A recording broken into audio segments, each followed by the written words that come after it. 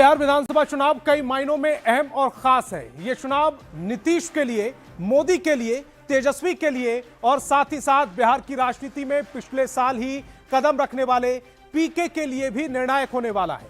आखिर क्यों, दिखाते एक रिपोर्ट के जरिए।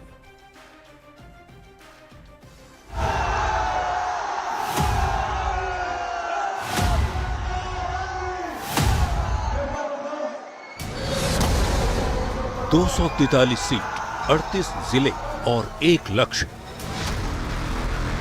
2025 में बिहार सरकार बनाने का यही लक्ष्य सत्ता पर काबिज एनडीए का भी है, विपक्ष में बैठे महागठबंधन का भी, और सदन में अपनी मौजूदगी के लिए सड़कों पर घूम रहे जनसुराज का भी। 2025 का विधानसभा चुनाव कई मायनों में खास है। इस चुनाव में सबकी साख दांव पर लगी है। इस बार का विधानसभा चुनाव नीतीश कुमार की राजनीति का निर्णायक मोड़ है। नीतीश कुमार पिछले 2 दशक से बिहार की राजनीति के केंद्र में। ये चुनाव तय करेगा कि नीतीश कुमार का राजनीतिक करियर ढलान पर है या अब भी प्रासंगिक है। ये चुनाव तेजस्वी यादव की भी अग्नि परीक्षा है। 2020 में तेजस्वी यादव ने एनडीए को कड़ी टक्कर दी। अब वे विपक्ष के सबसे बड़े नेता हैं।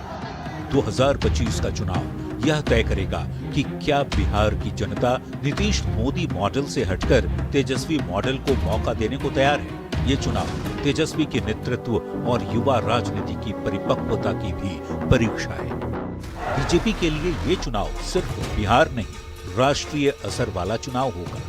बिहार में बीजेपी अगर मजबूत प्रदर्शन करती है तो यह 2029 लोकसभा चुनाव के लिए एक बड़ा संकेत होगा। बिहार का नाम भी करेगा। बिहार में दलित, पिछड़ा और सवर्ण वोटों का समीकरण राष्ट्रीय राजनीति को भी प्रभावित करता है। नरेंद्र मोदी और अमित शाह के लिए यह चुनाव 2029 की रणनीति का लिटमस टेस्ट होगा। ये चुनाव कांग्रेस और महागठबंधन के अस्तित्व की लड़ाई भी है। कांग्रेस के लिए बिहार अब भी एक बड़ा राज्य है जहां उसका संगठन लगभग निष्क्रिय है। कांग्रेस ने शुरुआत में भले ही कोशिश की, पर बाद में उसे तेजस्वी को ही आगे करना पड़ा। यह चुनाव तय करेगा कि क्या वह महागठबंधन में सिर्फ सहयोगी रह जाएगी या कोई राजनीतिक पुनर्जीवन दिखा पाएगी। प्रशांत किशोर और जनसुराज फैक्टर भी इस चुनाव को दिलचस्प और अहम बनाता है। प्रशांत किशोर के जनसुराज ने एक वैकल्पिक राजनीति की चर्चा शुरू की है। अगर वे कुछ सीटों पर भी असर दिखाते हैं तो यह बिहार की पारंपरिक राजनीति में थर्ड फ्रंट की झलक दे सकता है।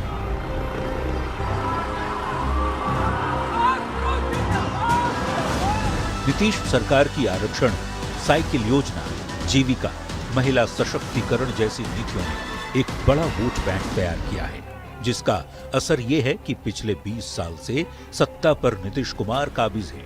अब तेजस्वी यादव भी इसी महिला वोट बैंक को टारगेट कर रहे हैं। माई बहन मान योजना और जीविका दीदी का मानदेय बढ़ाने के साथ उन्हें स्थायी करने का वादा कर रहे हैं। इसके साथ ही युवाओं को साधने के लिए नौकरी, रोजगार का वादा कर रहे हैं। अब ऐसे में देखना दिलचस्प होगा कि महिला और युवा का झुकाव किस ओर होता है। Bureau report, news 18। और अब ये जान लेते हैं कि मुख्यमंत्री नीतीश कुमार के लिए बिहार विधानसभा चुनाव 2025 क्यों अहम है। बिहार के मुख्यमंत्री के तौर पर सबसे लंबे कार्यकाल वाले नेता के लिए आखिर क्यों इस बार का चुनाव निर्णायक है, दिखाते एक रिपोर्ट।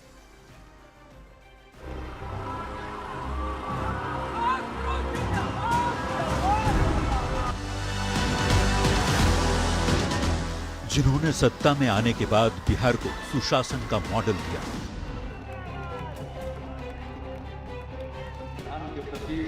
जो सबसे लंबे समय तक बिहार के मुख्यमंत्री पद पर विराजमान रहे। 2025 का विधानसभा चुनाव उनके राजनीतिक करियर का सबसे मेक और ब्रेक मोमेंट है। यह चुनाव उनकी राजनीतिक विरासत, स्वास्थ्य, गठबंधन की स्थिरता और बिहार के भविष्य को परिभाषित करेगा। तो एक तो बिहार में विकास पुरुष और सुशासन बाबू के तौर पर उनकी छवि और मजबूत होगी। ये चुनाव तय करेगा कि नीतीश कुमार के पिछले 20 साल के कार्यकाल पर जनता को अब भी भरोसा है या नीतीश कुमार का फटीग फैक्टर उनकी लोकप्रियता पर भारी पड़ा, जिसे विपक्ष हवा दे रहा है।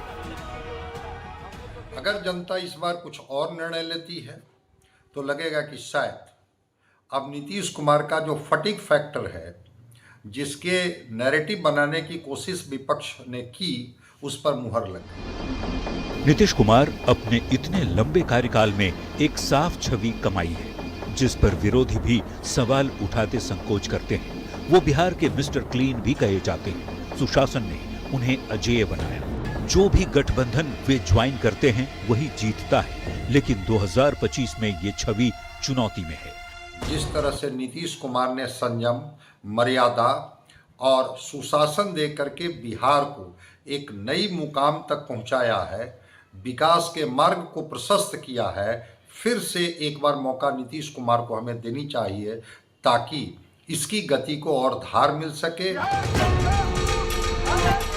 साफ छवि और सुशासन के साथ उनके नाम के साथ एक और शब्द जुड़ा, पलटू का। जहां से हम लोगों का शुरू हुआ वही रहेगा, कभी बाएं दाएं इधर नहीं होगा।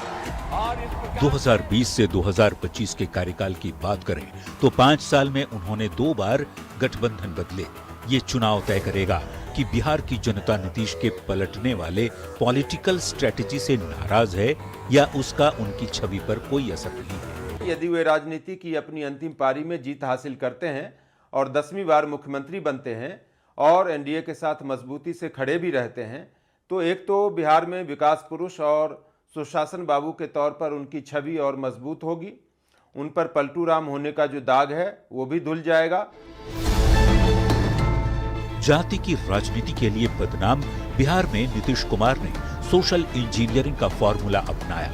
ईबीसी, ओबीसी और महिलाओं में अपनी पैठ बनाई, जो बाकी दलों के लिए तोड़ना अब तक मुश्किल रहा है। पर इस बार उनके विरोधी भी इसी फॉर्मूले पर काम कर रहे हैं। इस बार यदि वे चुनाव हार जाते हैं तो उनका राजनीतिक पतन निश्चित है। फिर जेडीयू और उनके पुत्र निशांत के भविष्य के लिए भी बड़ा संकट खड़ा हो जाएगा। कुल मिलाकर देखा जाए तो 2025 का चुनाव नीतीश कुमार के करियर का टर्निंग पॉइंट है। अगर जीते तो एक और रिकॉर्ड बनाएंगे, हारे तो अपरिहार्य होने का रिकॉर्ड भी टूट जाएगा। Bureau report, news 18।